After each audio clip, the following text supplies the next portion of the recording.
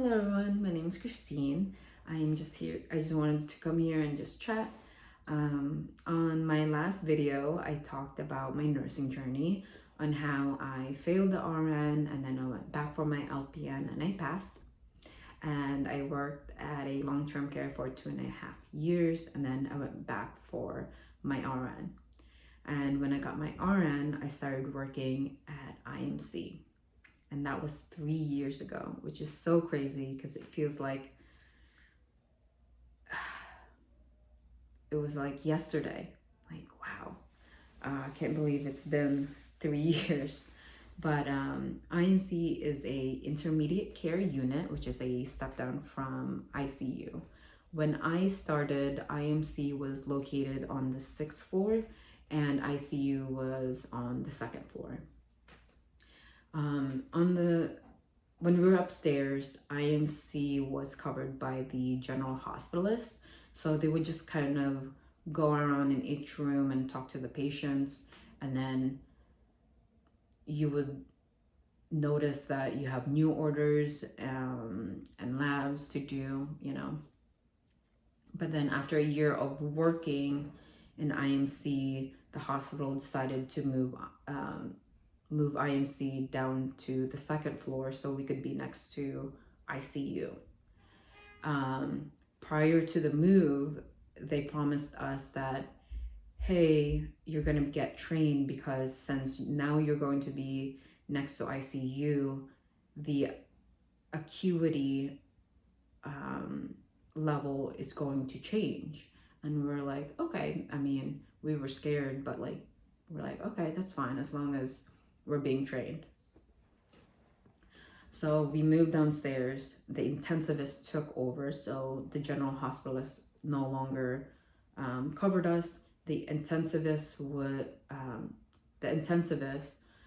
started doing rounds with us, with each nurse, and again, our ratio was 3-1. So rounding consists of the doctor, PA or NP, depending on the day, and the pharmacist. And you would do a head to toe for each patient and talk about in detail about what meds they're taking, what happened the night before, their INOs, how well they're eating, what they need, and consults, like what surgery, things like that, which was really nice because it kept you updated on what was going on with the patient instead of digging through the chart and guessing.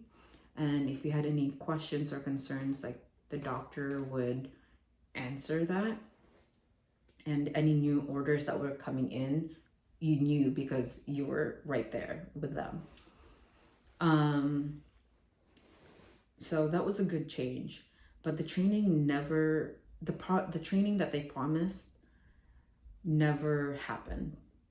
We started getting these hard patients and we kind of just adapted and kind of learned new skills, which was good, it was a good experience. Not like I regret or was sad about it. I was glad about the experience that I had because I was like, man, that's kind of cool. I'm able to do this when a year ago I didn't know how to do it, but here I am. Now I'm more equipped to take care of sicker patients, which was cool, but definitely gave us more work, which, you adapt and time keeps going. But recently I quit my job. My last shift was January 31st. And I haven't looked for a job just yet. I hope that the next job I do find, I enjoy a little bit more. But I quit my job because the acuity, which I didn't think was going to get worse, got worse. ICU kept getting full more often, and they were having very sick patients, which I knew around winter we were going to get more sick patients because, you know, there's more respiratory illness. But I just felt like this year was just worse with the norovirus and respiratory illness and other things. It just kept stacking up, and we were getting more fresh trachs, which we weren't getting. Usually they would stay in the ICU until they were more stable, and then they would come to us. That was no longer the case. We were getting sickle cell patients, which are hard patients to manage, because you really have to control their pain. We were getting more DKAs, alcohol withdrawals. It was just more of them. Patients and family members were getting meaner, and there was no consequences of them threatening us and just being mean to us.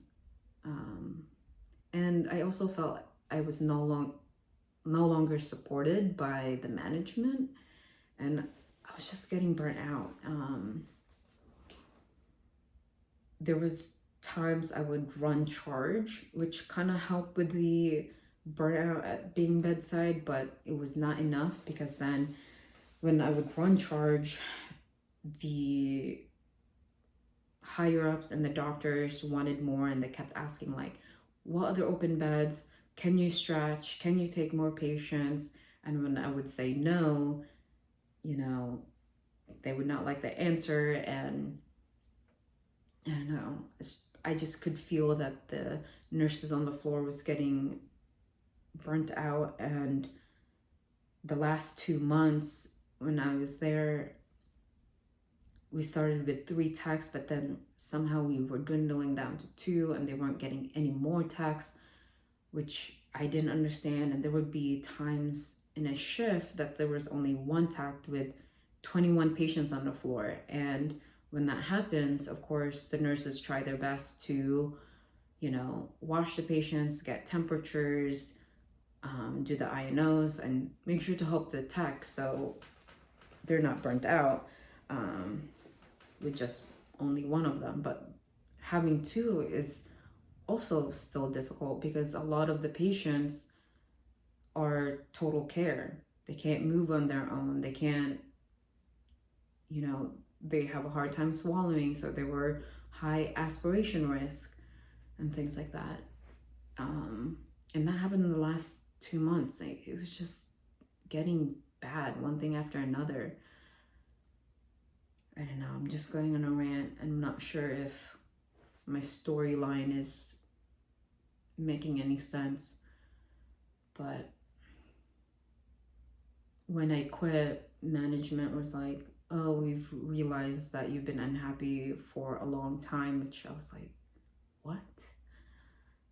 They said that they tried to help me out by balancing me being charged and me being on the floor, but I was like, I don't know. I didn't feel like they tried to, and if they did, maybe they tried, I'm not sure, but I was very burnt out. I have new grads that I did train now texting me saying that they're burnt out, because when I was there would be times in my shift, like, again, we have 3-to-1 patient ratio. There would be one shift where I had a DKA, another patient that needed blood, 2 units of blood, and another patient that was vomiting. And the patient that was giving blood, I was in the room often, and I was working with my tech trying to get finger sticks on a DKA. And it was just like, I felt like I was neglecting the patient that was vomiting, and I wasn't assessing them well enough and helping them out. And the tech, couldn't keep up with the patients that I had, because they had other patients with other nurses, and it just wasn't fair. And I really tried to help out and take my own finger sticks at times, and work and change patients when I could. and just grab other nurse to help me out, you know. But you can't keep running like that. Eventually you get burnt out. And I told myself that if I started,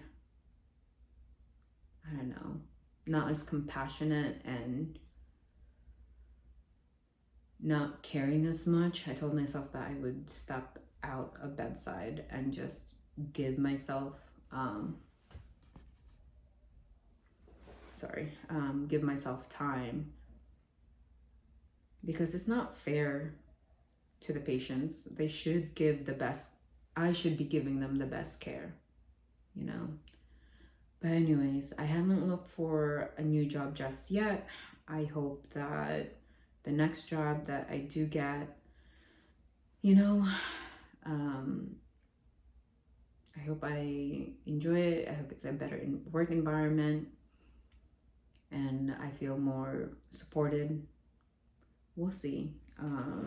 Let me know about your experience and your stories and what the hospital is doing to do better and anything really. But I'm just here to rant. But yeah, wish me luck on my future. Hopefully I find a new job. I'm not quite sure if I want to stick with hospital or do outpatient, because I really do like my 3/12s. I mean, as exhausting as it is, I just like knocking it out sometimes and just having like 4 days or 5 days off, which is really nice. But anyways, thank you for listening and hanging out with me, and I hope you have a good one. Thanks.